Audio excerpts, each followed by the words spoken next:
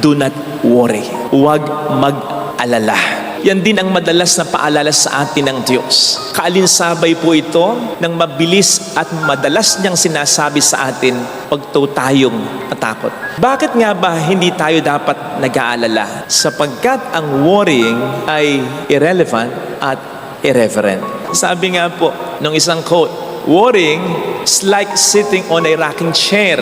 Tumba-tumba. It keeps you busy, but it doesn't get you anywhere. Tungka lang. Ikalawa, hindi na mahalaga, masama pa. Bakit? Worrying is irreverent. Irreverence to God. Hindi paggalang, hindi pagrespeto. Ang taong nag-aalala ay parang nagsasabi sa Diyos, Lord, naniniwala ako sa iyo pero hindi ako nagtitiwala. Paano yun? Naniniwala kang makapangyarihan siya pero hindi ka nagtitiwalang gagamitin niya ang kapangyarihan niya pabor sa iyo?